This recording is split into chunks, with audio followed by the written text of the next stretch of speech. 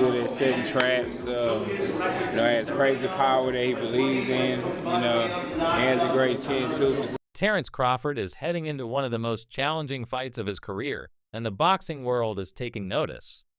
Among those praising him is Errol Spence, who, after having faced Crawford in the ring, was left impressed by Crawford's training for the upcoming clash with Canelo Alvarez.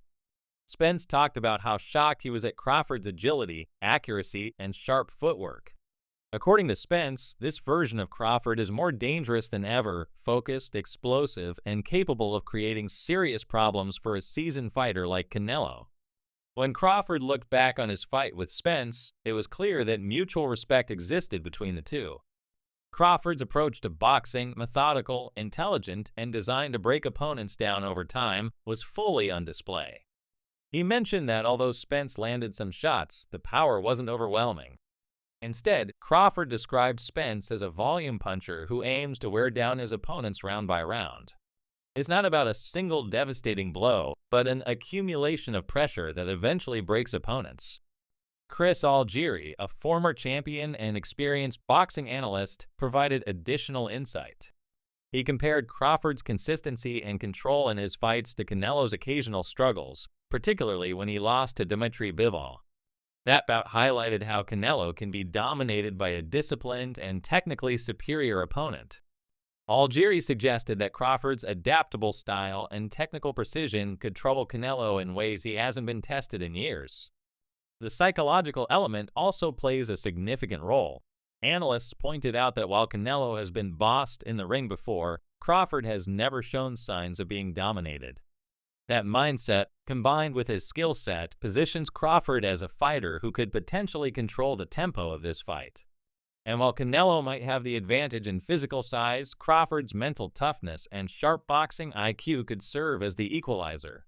Even though Crawford is moving up in weight, there's evidence he's acclimating well. Observers have noted how he's filled out physically and is preparing smartly for the demands of fighting at 168 pounds. While no one is denying the uphill battle ahead of him, there's a strong belief that Crawford can adapt to the new environment and thrive. Max Kellerman, one of boxing's most respected commentators, offered a comprehensive breakdown of how the two fighters compare.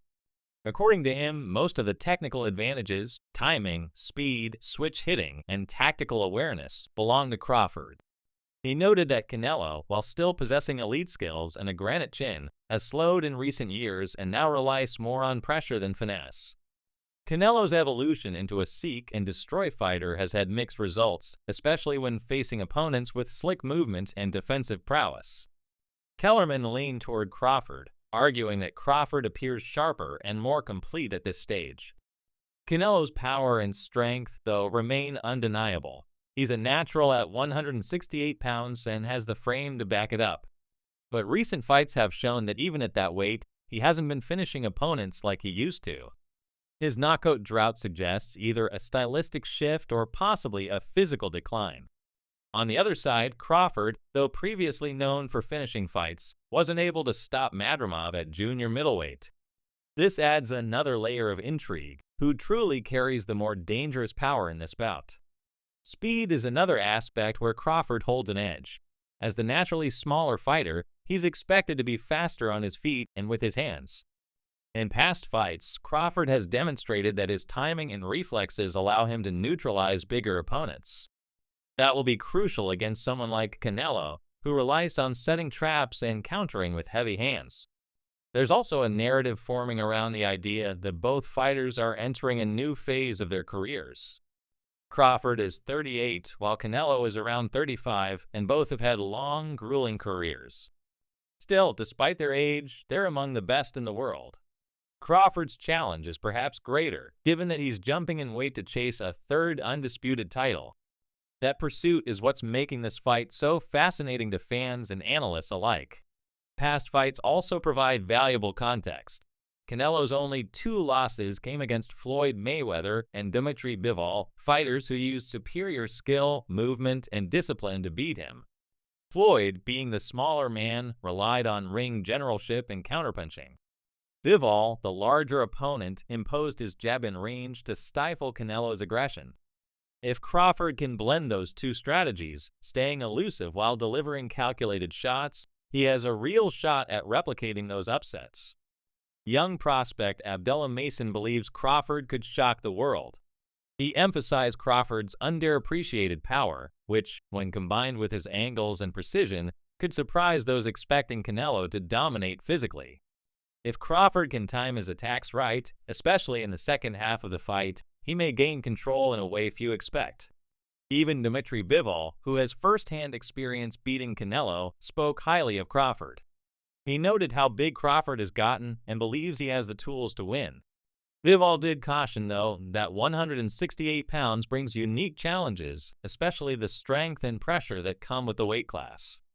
Still, he felt Crawford had the skills, adaptability, and mental sharpness to make it competitive. Comparisons were drawn between this fight and Jermall Charlo's failed attempt to jump up and fight Canelo. But many believe Crawford is simply a different caliber of fighter. While Charlo seemed outmatched, Crawford is more versatile and strategic, giving him a better chance to impose his game plan. Keith Thurman pointed to Canelo's struggle against Charlo as another reason Crawford could excel. Once Charlo started moving and using the ring, Canelo had trouble landing clean shots. Thurman explained that Crawford, who is even more tactical than Charlo, could cause even greater problems. Though Charlo didn't make Canelo pay often, he made him miss, and Crawford might be able to do both. Even Joe Rogan added his voice to the conversation. On his podcast, he praised Crawford's talent, focus, and grit. He said this fight represents not just a test, but a massive opportunity for Crawford to elevate his status into all-time great territory. Rogan believes that Crawford's mindset, respectful yet confident, is part of what makes him so dangerous. Crawford himself talked about how the fight came together, admitting he never thought it would happen. But with the help of key figures behind the scenes, it was finally set for Allegiant Stadium in September. He openly acknowledged that Canelo will try to impose his size and pressure, but said he's ready for anything. His calmness, even when discussing the challenges, revealed a fighter who believes deeply in his ability. Crawford also brushed off being labeled the underdog. He hasn't been one since 2013, and he's used to doubters. He doesn't pay attention to odds, he just prepares for war. His record shows that when the stakes are highest, he shows up with his best. Michael J. White, known for his martial arts background and fight knowledge, threw his support behind Crawford as well. He explained that Crawford has always risen to the occasion, even when giving up size. He believes this won't be much different. To him, Crawford is simply too slick, too smart, and too fast. He predicted the fight could resemble Mayweather's win over Canelo, a technical masterclass by the smaller man. Calvin Ford, Gervonta Davis's trainer, spoke about the mindset needed to accept a fight like this. He said it takes a special kind of fighter to walk into a ring knowing they're giving up weight, reach, and perceived advantages. That mental toughness is what separates the good from the great. Crawford's willingness to take this leap is a testament to his hunger for greatness. Trainer Robert Garcia had a unique take on Canelo's current style. He noted that Canelo doesn't go all out for knockouts anymore. Instead, he fights more conservatively, enough to win, but not to destroy. This shift may be due to the wear and tear on his body after decades of training and fighting since he was a teenager. Garcia doesn't believe it's because Canelo can't finish opponents, but rather that he's conserving energy to prolong his career. That strategy might not be enough against someone like Crawford, who thrives in deep waters and can capitalize on any drop in pace or intensity. If Canelo chooses to cruise, Crawford may not let him off the hook. As the fight approaches, anticipation continues to build. Analysts, fighters, and fans are split. Some lean toward Canelo because of his size and experience at super middleweight. Others favor Crawford's timing, footwork, and ring IQ. What's clear is that this isn't just another fight, it's a defining moment. Two great champions with very different paths are about to collide, and no one can say for sure who will emerge on top.